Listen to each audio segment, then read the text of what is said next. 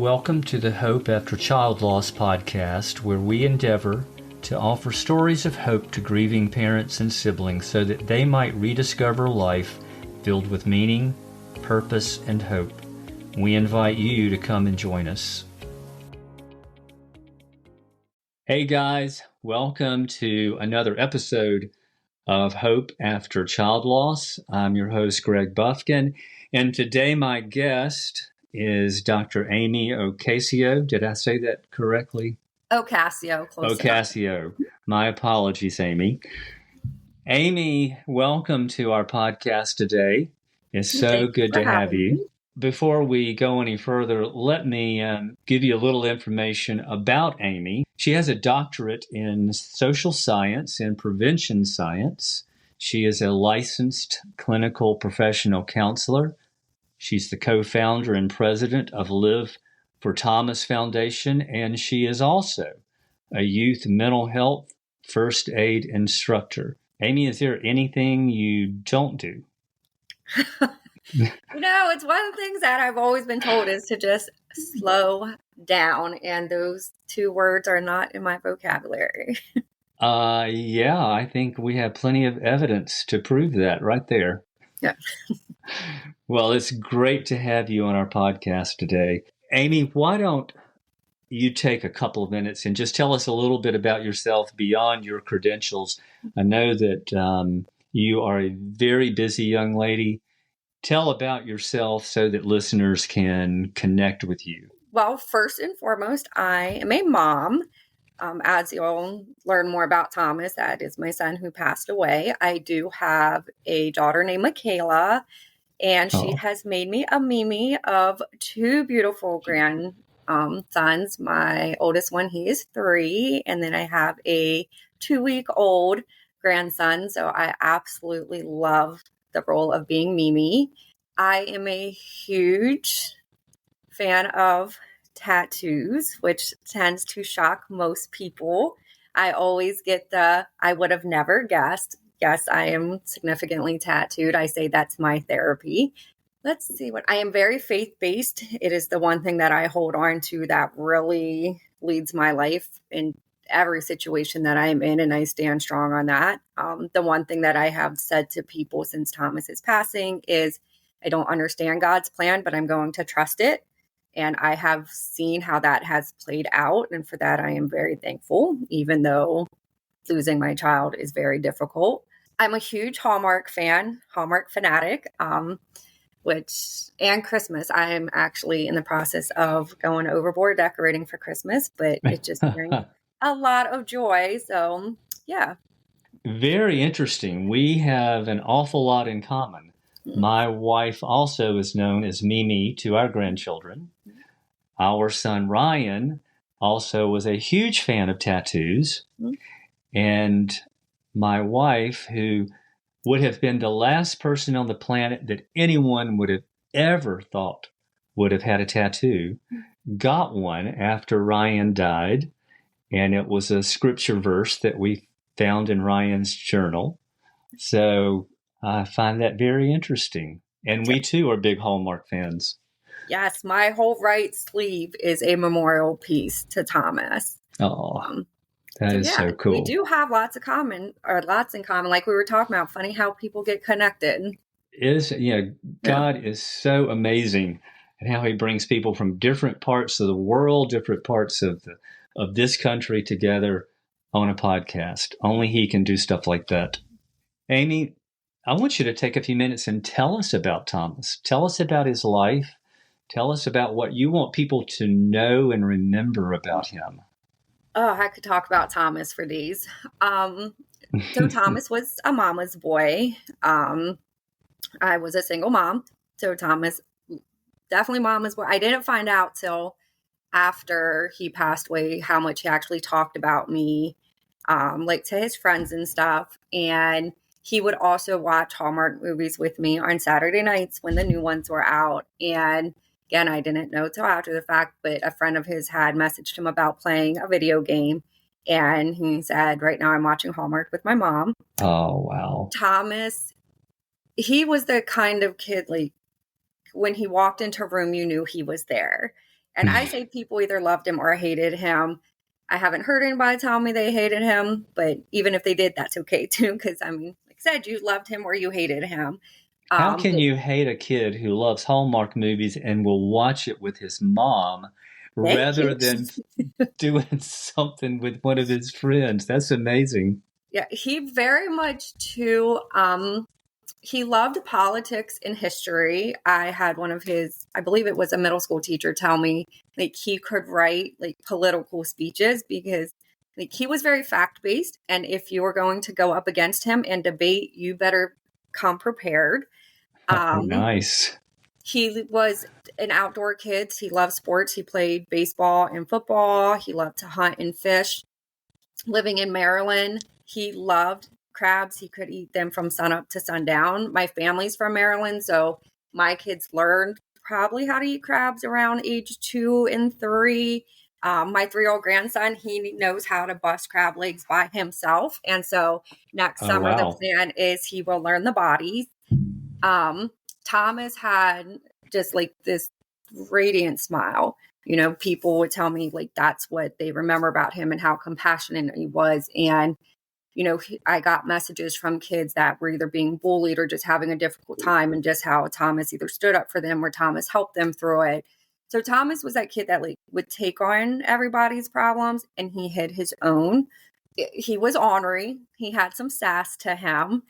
Um, he definitely, we joked about it even for his funeral. Like he liked his hair to look on point.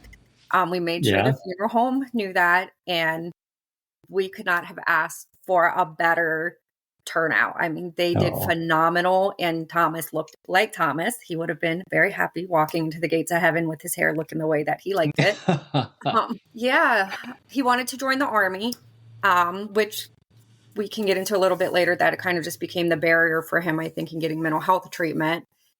He had been approved to graduate early. So he passed July 28th, 2019, and that was a Sunday. The Wednesday before, we had got the approval that, or the notice he had been approved to graduate early. So that in September, he would have been 17. I was going to sign the paper so he could go ahead and enlist. And then he would have went to boot camp the following summer. So from that Wednesday to that Sunday, he made the decision to pass away. Although I suspect like that decision was in his head before then. I think just that notification maybe gave a little bit of false sense of hope, like everything's going to be okay. But yeah, he was an honor student. All around is that kid you wouldn't have thought, because we've had a lot of people tell us, I would have never thought it would have been him. You know, what happened? We didn't know anything was wrong. So that's him. Yeah. Amy, just from some of the things that you alluded to, do you think that Thomas suffered from clinical depression? I believe so. And I believe that started around the age of 7 or 8. And the only thing that I really say much on this topic is that his dad wasn't in his life. So around 7 or 8 is when I noticed some depression in Thomas. And then, you know, over the years, it seemed like it had gotten better. And then, you know, I kind of go back through the last year of his life and really like, okay, where did it take a turn? So I knew he had depression. We talked about it. And then over through that course of that last year, more and more, like you could see that something was going on. And I should say I saw it because a lot of other people didn't, but he lived in the house with me. So there were things that I did notice. Had conversations about getting treatment. His big thing was, Mom, if I get treatment, I can't join the military. I've had people confirm that. I've had people say that's not true. I've had people say it depends on the circumstances.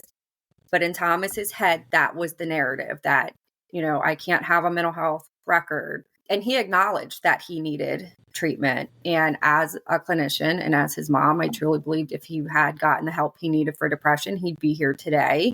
There are people all over the world who have depression and they're able to function with the right treatment and medication. And he just wasn't able to do that just because of that barrier with the military. And like I said, I can't speak to that. I just can speak to that was his narrative. Right. But at best, it sounds like it was confusing. Yes. And Yeah. that's all he wanted to do was join the military. Yeah. And I think with you being a licensed professional counselor, I know that you also realize that a lot of times young men, particularly in that age bracket, I think really all the way up into their mid to late 20s, I think they struggle with the whole identity of being classified as somebody who has clinical depression. And I think they, only if you're very, very close to them, are they willing to let you into that. With their friends and acquaintances, a lot of times they don't have any idea. They No, might notice something's off a little, but they're not going to have those conversations about being depressed. Would you say that's fairly accurate? I would say that's fairly accurate. And symptoms of depression in adolescent males can mimic what is perceived as like normal adolescent behavior, like the Oh yeah, moodiness, change in behavior. So it's like, okay, is this depression? Is this just normal teenage, hormonal stuff going on?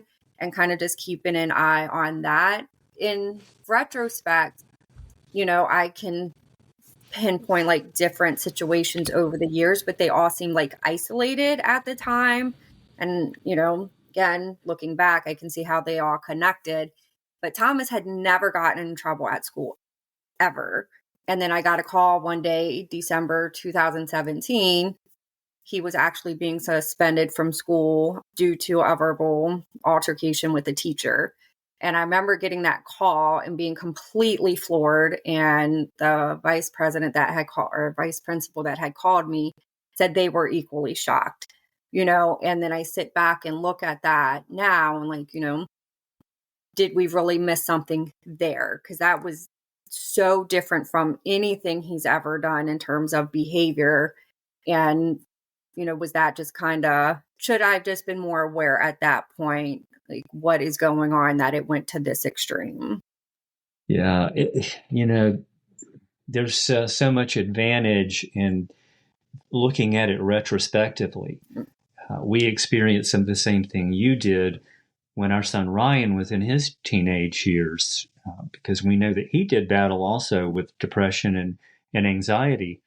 And there were some things that Ryan did that were just so totally out of character compared to when he was younger. So I totally get that. And it's easy for parents to miss some of those things. You look back and sometimes you feel like you could just kick yourself for, you think, how could we have missed that? But it happens. Parents are in the middle of raising those children, and there's all kinds of other things going on in our lives. And sometimes it's just easy to miss what others might think is obvious.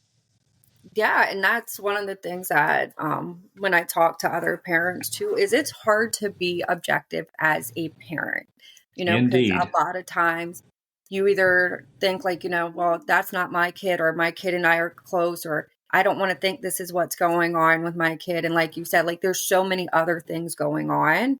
Yeah. Um, and for me, my biggest barrier was the fact that Thomas was a mama's boy and that we did talk a lot. I tell people I know things about my son that probably, as his mother, I probably didn't need to know, but, and there were conversations that he had with me leading up to him taking his own life. And I think we just ran out of time because for me, it was, well, if he's home and I'm home, he's safe. And, Right. that's when I felt like I could breathe. We had this safety plan where if I text him and he didn't answer, then I'm going to call him. If he doesn't answer my call, I'm coming home. So, and then once I got home, I'm like, okay, I'm safe. He's safe. Everything's good. And unfortunately, that became what I say was my own downfall because he ended up taking his life Saturday night, sometime into Sunday while I was home asleep. And it's the one thing that I never thought, like we were so close that, I was home. Why didn't you come upstairs and get me? So I Yeah. think sometimes it is hard to just be objective as a parent. And then, like you said, us looking back, we can see things that, we didn't see at the time.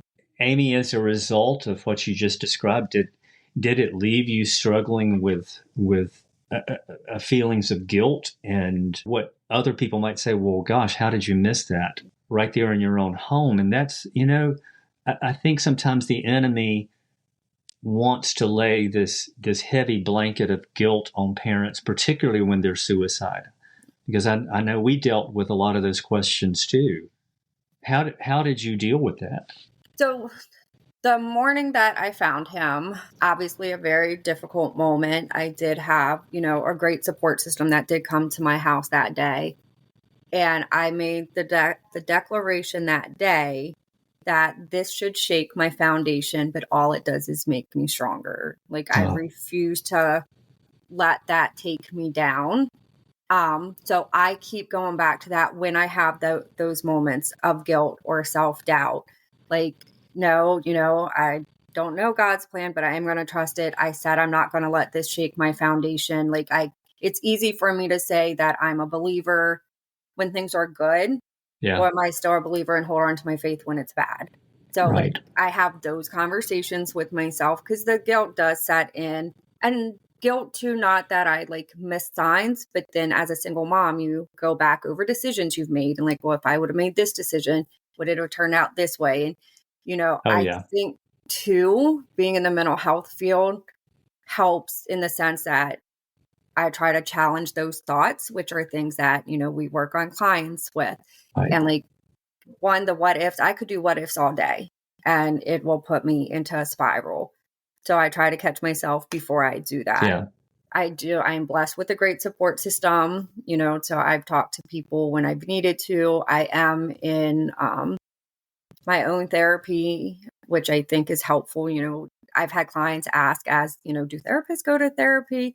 We say the best ones do. We're human too, oh, yeah, Um, and, having the grandkids, it really does. My daughter and my grandchildren, I still have purpose. It's hard not having my son. And I appreciate the time that I did have with him and that we were so close. And even though I think that closeness became a hindrance, I don't know. It's weird to describe sometimes.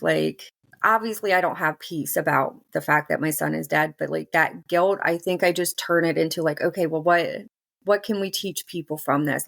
What can we do yeah, to help people? And that I think is what has helped me the most with just transforming my grief.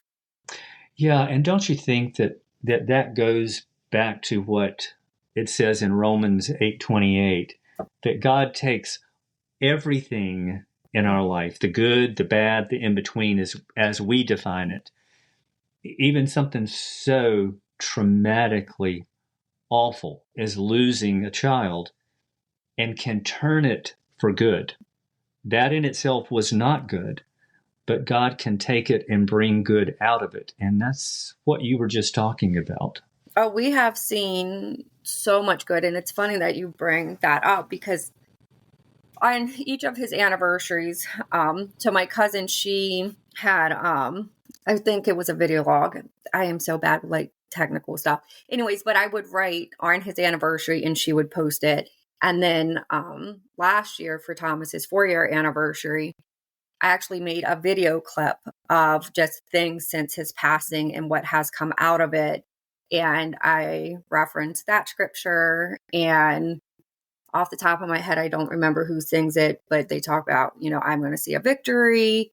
Yeah, And it sings in there, about turning it for good. So I really do try to hold on to those things and not just preach my faith. I try to walk it too and show people that, yes, it's hard not having a child. Nothing is going to take that away. I wake up every day and my son's not here. yeah, He loved children. He wanted to be a dad. My daughter and I have talked about the fact Thomas is never going to get to see his nephews. We talk about probably the orneriness that he would create with them and that he would get them to pick on, his sister. But yeah, I really just try not to sit in it as much as possible. yeah. Well, that goes back to, we all have choices. We have emotions, yes, and those emotions can have a tremendous impact on our everyday living. But sometimes we have to make conscious choices with the brain that God gave us. And sometimes we have to choose to go contrary to what feelings tell us. But most of the time, I think when we do that, our emotions will eventually follow. Yeah. I mean, that first year, there were many mornings when I would wake up and I'm just like, all right, God, get me through this day. Because there were days that I really didn't think I was going to get out of bed. Oh, yeah. Um, and, the holiday seasons, they definitely hit hard. He loved Christmas. It was his favorite holiday. The one thing that I have found that surprises me the most is graduation season. Thomas could have cared less if he walked across the stage and stuff, because when he got approved to graduate early, he would be listed as a senior, but like technically didn't get to like be senior night, senior pick, all that type of stuff. He's like, Right. I don't care. I'm like, but aren't you going to miss all that with your friends, Yeah. And he's like, I'll come back and surprise them. His plan was actually to come back to their graduation in his military uniform and surprise them. I have noticed when graduation season comes around and, people are posting on social media, I tend to pull back from social media a little bit because that's something Thomas is never going to have, Yeah. and I don't know why that particular season hits the way that it does, but every year graduation season tends Yeah. to be a little difficult. I think that's in keeping with just the fact that grief itself is so unpredictable and it affects everybody so differently. Yeah, we all go through the different stages of grief in one way, shape, or form and at different times, but grief affects us all in different ways. And, for you, it's the graduation season. For us, for somebody else, it may be something totally different. And that's okay. It's just a normal part of that process. I don't want to lose the opportunity to go back to something you said a moment ago. As a counselor, I love that you shared that you also take advantage of being counseled.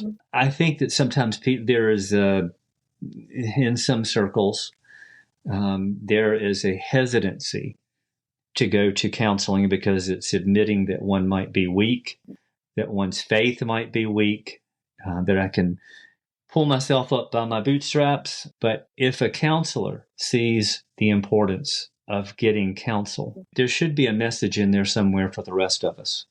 So thank you for being transparent enough to share that.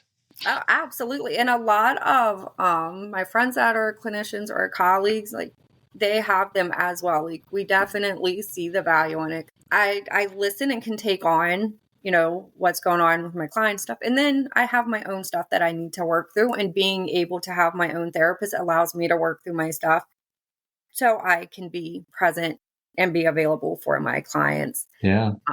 Your statement about the whole being weak, that drives me crazy. We actually, Yeah. the foundation, we are in the middle of a campaign right now called What's Your Strong? And the idea is to change the narrative of what it means to be strong. So we've broken down all the letters. The S is stop the stigma. T is talk to someone. O is one day at a time. N is never alone. And G is get help. So Oh, I we're love working that. on a billboard campaign and social media campaign where we're having, people who are interested in, because it will be posted, kind of tell us their story and then identify like, well, what does being strong mean to them? Oh, wow. That is some really good stuff, Amy. And it drives me insane. And like when we talk Yeah. to, especially a male audience, really trying to drive home that you don't have to be strong. And, I hear from clients too, and I can say I've experienced this some in my personal life, that the being told, oh, you're so strong, like you can get through it, or just be strong and suck it up. Like that word strong becomes such a barrier to Yeah. being able to like tell somebody when you're struggling. Cause it's like, well, I'm so strong. And what happens when I show them that I'm not strong? How does that Yeah. change things? What does that mean? And, really, so that's where the idea for the campaign came from, in terms of let's just change what it means to be strong then. Yeah. Well, and the truth of the matter is, you know this, and I know this as well, and that is admitting that you do need help. That's strength. Yes. And that's what we want to push on. And I mean, I tell people too that it's something I struggle with as well, reaching out when I need it. And it's something that I've worked on with my own therapist. It's something that I've gotten better with since my son has Yeah, passed away. But it's hard when you're it so is. used to kind of like, I can handle it, I can do it. And on the Yeah. inside, you're screaming like, I can't do this. I need somebody to talk to, you know? So yeah, it is definitely to be able to step out and say, no, I need help is definitely a sign of strength. Our children do have a huge impact on our lives, and as their parents. How would you say that Thomas's life changed yours as his mom? Whew. So like it's hard because I go to like how his death has impacted. And so I guess that kind of does encompass how his life was because he was such a giving, caring person and he was a mama's boy. And just having that relationship with him, even when he would be mad at me and he would leave to go to school or work or practice, he'd always be like, love ya. So like he always Yeah. just still made sure that I knew that. I think too, he gave me some insight into like the boy life. Granted, they're my Yeah. grandsons and they're not my children. It does help to at least like kind of understand a little bit more Yeah. from that perspective. I've seen how much people really loved him and just the amount of stories that came out after he passed away. And these were like behind the scenes things. Like he wasn't out there broadcasting, like, this is how I'm helping this person or this is what I'm doing. And just to see how much like he gave to people anytime like we would go out to dinner or go anywhere, he would put his phone away and he would get mad if I took my phone out, like to take a picture. Like the three of us, him, my daughter, myself, went to Tennessee on vacation 6 weeks before he passed away. You know, her and I we're trying to take pictures. I'm trying to get family pictures with the kids, you know, whatever. It's like, can you just put your phone away? And I'm like, want to have pictures. So, but he was really wanting to be present and like all the things that he did. So then I have tons of pictures of him from when he was younger, but then slowly as he got older, I had less and less pictures. So I can appreciate that he wanted to be present, you know, and especially when we would be out to dinner together and it's just me and him putting his phone away and just having conversation because he did really value like relationships with people. Yeah, it sounds like it. I'm absolutely amazed. A teenager suggesting to his mom and Mhm. sister that they put their phones away. Yeah. Wow, when does that happen? So, yeah. So I Wow. guess taking that from him is really just being more present in the moment. Present. And if you want to take a Yeah. pic, okay, let's agree. We'll take a couple pics and then let's put the phone away or, you know, not taking the phone out where it could be like interrupt whatever time that you're having. Yeah. Oh, wow. That is incredible. I know, Amy, initially, I think for all of us, when we lose a child for some period of time, your thoughts automatically go to your child. I mean, you don't go an hour, if that long, without thinking about your child. But initially, the focus is on the fact that you lost your child. You Mhm. think about their death. And that's something that we don't come prepared to do or equipped to do, really, I think, as parents. At what point did your focus begin to move towards Thomas's life and the good memories, the living that you did with him? I'm going to say probably relatively early on because we knew that we wanted to do a foundation. So we started the foundation March 2020. So it wasn't even a year Yeah, after he had passed. And really, so Live for Thomas, that hashtag took hold at his funeral service. So we just kind of ran with it and we loved what it meant. Like living for him, be kind, be compassionate, get the help that you need, like live for him. And so I really try to hold on to that. Like, what does that mean to live for my son? Which then kind of translated into, you know, thinking about like his life and what he did and how he treated people. Um, and essentially what he left behind. And like you Yeah. said, there's never a moment that, I'm not thinking about him. And going back to how he was really focused on being present in a moment, like I take that mindset with me, even when I'm with my daughter and my grandchild, they're still here. And so wanting to be Right. present for them in that moment. And yes, I can think about Thomas, in the back of my head and wish that he was here, but really being present. It's probably only been probably in the last year or so that I can like genuinely say I have learned or let go of any guilt with experiencing happiness and joy, because I do know that happiness and joy and sadness can exist at the same time. So it's okay for me to make new memories. It's okay for me to laugh. It's okay for me to have fun. It doesn't take away that I miss Thomas. It doesn't take away that he's not here. It allows me to live and to live Yeah. for him and to be there for my daughter and my grandchildren and say, do what I said I was going to do for him. And that's to live for him.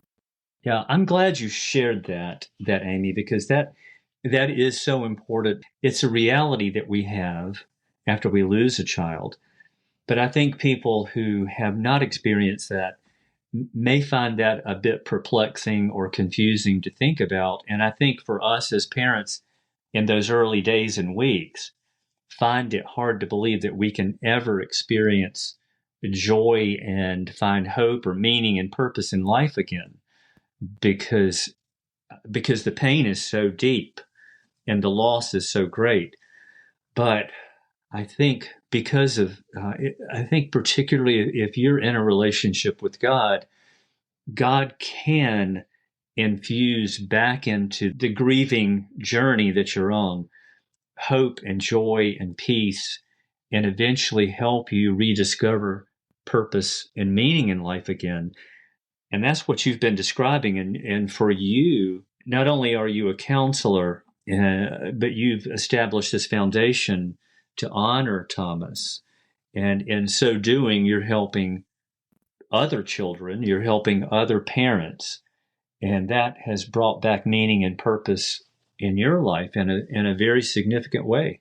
Yes, because it takes up, a lot of my time, and I'm learning balance with that too, with Right. running a foundation and what we want to be able to accomplish, and wanting to make sure that I am taking care of myself in all of that so that I can continue to do that. Because between working, the foundation, my daughter, my grandson, sometimes, well, things get a little busy. But yes, Yeah, the I bet. idea is to really help others. And because we had so many people say, I never thought it would be him, like one of our goals, I guess, is to really change the face of suicide to like Yeah. anybody can be at risk. It can happen to anybody. And Yes. I've discovered more and more the people that I have talked to that have either struggled or have made an attempt or connecting with other survivors, their loved one always presented as similar to Thomas, like outgoing, you wouldn't have noticed, like kids or other adolescents that have talked to me, very outgoing. And on the inside, people don't see it. And I had an adolescent tell me one time they feel like kids that are in kind of like their peers that are in their same like bracket almost in terms Hmm. of we're not failing, school, we're not getting in trouble, we're not, all these things that are stereotypically attached, like, oh, the kid sitting by themselves or the kid not coming to school, all of these things, which Thomas did toward, he didn't particularly like going to school, but like that feels like they fall through the cracks because there's no like red flags going off for anybody like, oh, something's going on with this kid. And so really educating, the community about like, here are signs you can look for. And just because your child is presenting as happy, still asking follow-up questions, still checking in with them and not leaving it at one word answers. How was your day? Good. Okay, what does good mean? What was good about it? And things like that. Yeah, I find that to be incredibly accurate, because that was our experience. Because you're all of what you were describing described our son Ryan. So you're right; they are the ones who typically do fall between the cracks because they're not the ones that you would identify as being a potential victim of that. Hmm. Yeah. So it's one of the So, things we've been, the focus on. yeah, I wanted to ask you something too, because when this happens, typically we as parents get all of the attention from those on the outside because they have a pretty good idea of how traumatic our pain is. But then there's the siblings. Hmm. And I know that you know this. The siblings are known as the forgotten mourners.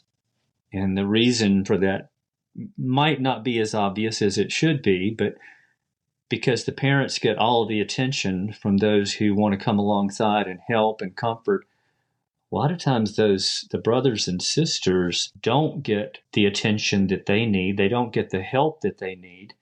And sometimes they kind of drop between the cracks and they don't want to put extra pressure on their parents.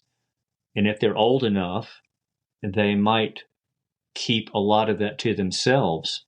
And it may create depression or anxiety in them. What did you find with your daughter?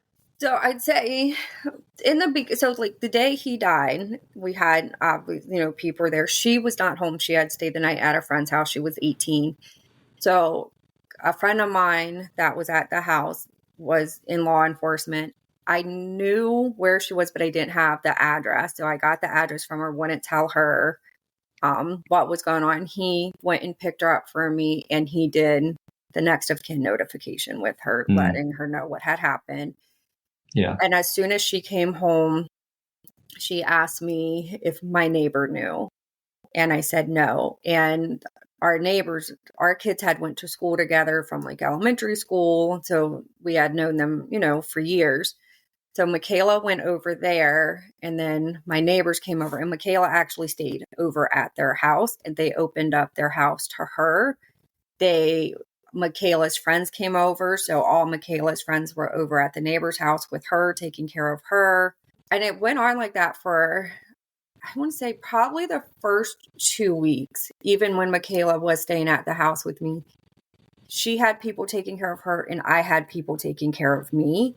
And that way she wasn't worrying about me. I wasn't worrying about her. And it's not like we set it up that way. It's just how friends and family came together. I had found out that for her friend group, they actually, had a group chat, and they said, okay, I'm going to take this shift. You take this one. That way she wasn't alone. And then ended up finding a really good therapist for her, one that she really connected with. So she was able to get therapy. Well, that's good. I'm glad to hear that you were able to get her connected to get the counseling that she needs. Because and if you're listening and you are the parent and you have other children, pay attention to what they're going through because it may be a lot more difficult for them than they would let on. And Absolutely. And open that door for conversation. yeah, So one of the things, and I think too, part of it is Michaela's age and the fact that she was in therapy, I was in therapy, or I'm still in therapy, but we got to a point where we would talk about it, not necessarily his death, but the way we were being impacted. Because Michaela would tell me, I knew, when I came upstairs, depending how you were in the morning, she's like, I knew what kind of day it was going to be. So she yeah, was picking up on things that I didn't even recognize I was doing. So just having those conversations, because it led us to be able to have honest conversations. If I'm having an anxious day, if she is, we knew then kind of what the other one needed so that both of us weren't playing off one another's anxiety. yeah. Communication is so critical at helping one another. Because, like you said, sometimes we don't recognize in ourselves what we would recognize in somebody else. Absolutely. Hard to be real objective with ourselves, isn't it?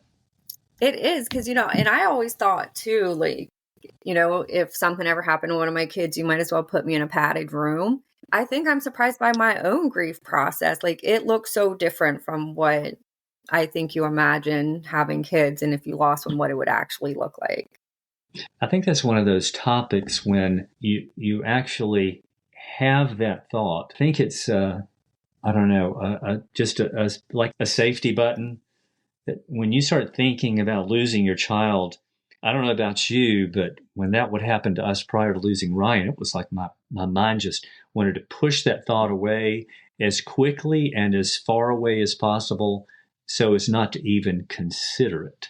Yeah, sometimes those thoughts come in and you don't, yeah, it's where I have to catch those thoughts because if I hold it too long, Yeah. then I feel it, and it's like, all Yeah. right, like I recognize you're there, but I'm just gonna Yeah. pack you away for the moment. Like, yeah. Yeah, absolutely. Well, Amy, thank you so much for carving time out of your schedule to come and share your personal grief journey and also to talk about how God has healed you or has been healing you through this process and bringing you to a place where you are healthy again and you have found meaning and purpose, and for sharing with all of our listeners your son Thomas and the impact that not only he had on your life and the friends that he was associated with and family members, but now on people who are listening 4 years later to his story.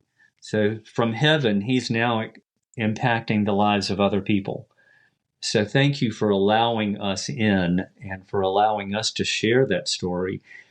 I want you to take a couple of minutes before we go and tell our listeners again about the foundation and a little bit more about what you guys do, what you want to do, and if they want to get involved in some way, shape, or form, how they can do that. And I will also have a link to the foundation in the description of Amy's episode that you will find when you click on it.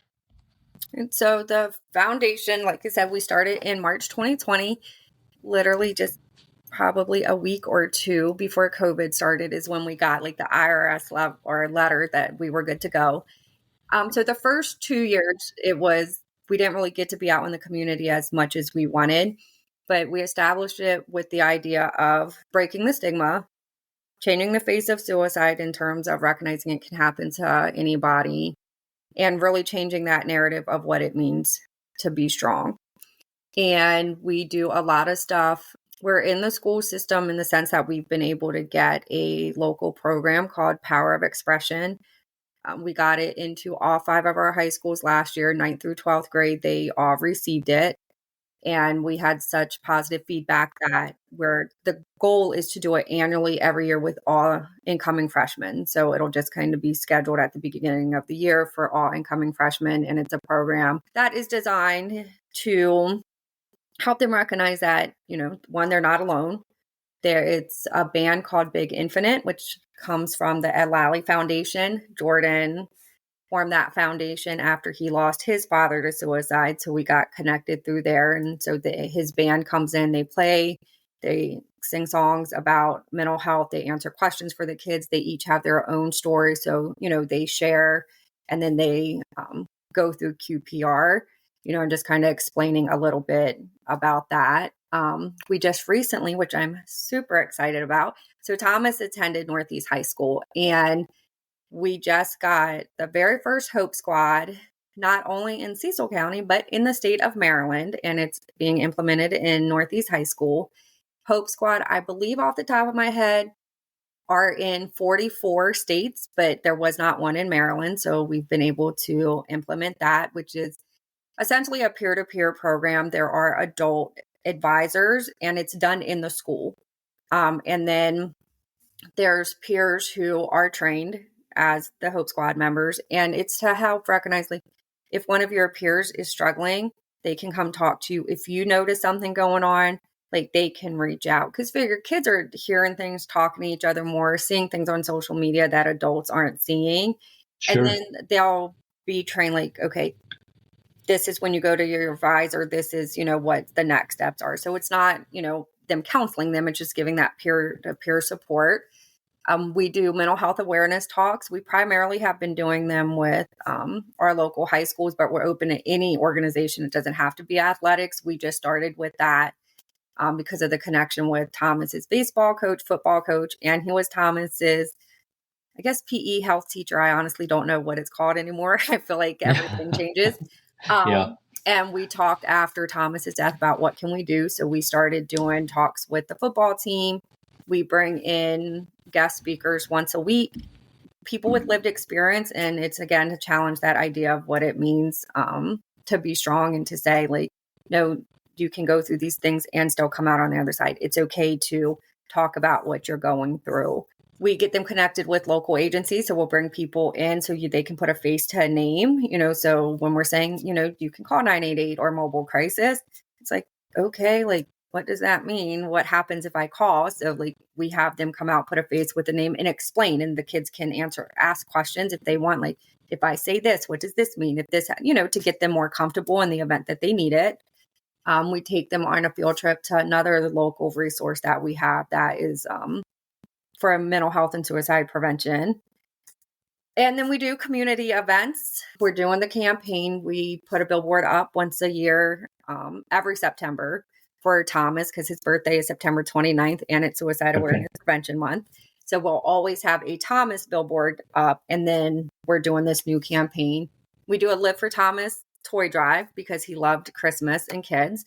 So we're currently in the middle of that. And then all of those toys and items are donated to our local domestic violence rape crisis center to provide a Christmas for the families that they're serving. We just recently secured a physical location, like I told you, with another foundation, Be My Voice, that we've partnered with. And we're going to be offering support groups, peer-to-peer support. Kind of the idea is to have kind of like a safe place for adolescents to just come, decompress. Maybe they didn't play as well in a game, or their girlfriend or boyfriend broke up with them, or they failed a test, and just needing somebody to talk to and just, decompressing. Because the idea is teaching them coping skills, helping them through that moment. Because we know that the act of suicide is an impulsive decision, maybe the thought and even the planning, but the act of it. So we want to interrupt that impulsive thought. So if, they're having a rough time, giving them a place to go and just be able to talk to somebody. Amy, that is such good and important work. Thank you for what you guys are doing. And what an amazing way to honor Thomas. We're excited about it. So thank you. Yeah, well, it's exciting just hearing what you guys have done and what you are doing and what you've got planned. And because this is such an epidemic in our country, and particularly in that in young people, and the numbers, unfortunately, are not decreasing; they're increasing. So, thank you for being on the front lines of that. Thank you for the sacrifices that you've made and are making to accomplish that, and thank you for what you do as a counselor every day in helping people who are battling depression and anxiety and other issues to help them get what they need to get healthy again. You know what, when we were talking about God and what he does, it definitely is a God thing, because helping people, I wouldn't know how not to. Well, I think that is without question, that is a characteristic that God put in you, and he has you strategically placed where you are for such a time as this. So thank you. Thank you.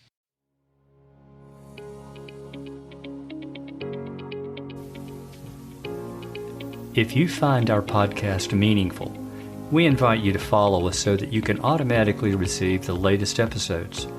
Also, we'd like to invite you to contact us and talk with us about sharing your story on a future episode, because every story is important and matters to God.